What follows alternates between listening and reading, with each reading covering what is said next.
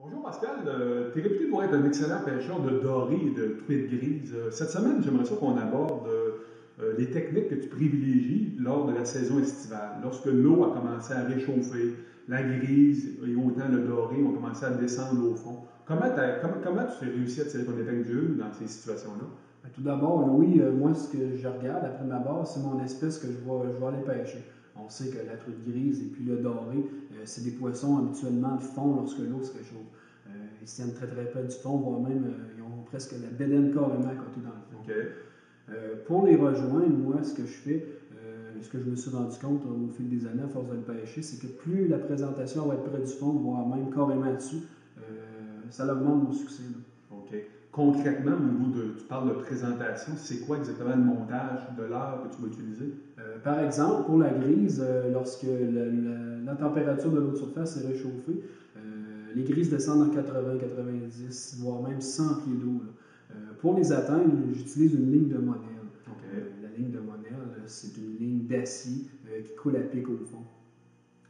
Aussi, cette ligne-là a la particularité d'épouser les contours du fond lorsque l'on pêche à la traîne.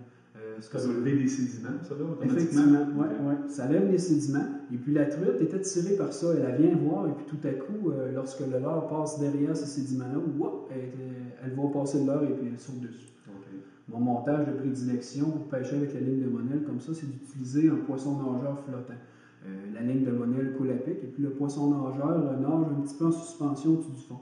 Et puis c'est justement dans le champ de vision des truites grises, lorsqu'ils sont affamés, c'est presque infaillible. J'ai du succès. Et au niveau du doré, as-tu un truc aussi à donner? Au niveau du doré, j'utilise une canne à lancer léger, assez rigide, avec du fil conventionnel, ou c'est mieux un petit peu du fil tressé, étant donné que ça ne l'élonge pas. Je prends un marcheur de fond ou un plombier, et puis derrière ce plomb-là, j'utilise un avançon de 4 à 5 pieds de longueur.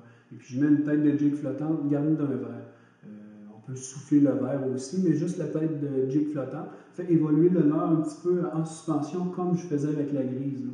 Et puis le plomb fait lever des sédiments, comme la ligne de Monel. Et puis ça aussi, c'est très très bon. Bon, je te remercie beaucoup, Pascal. C'est des très bons conseils qui vont sûrement vous aider lors de la prochaine saison estivale. Donc, on vous invite à revenir la semaine prochaine pour une nouvelle capsule d'aventure chasse et pêche.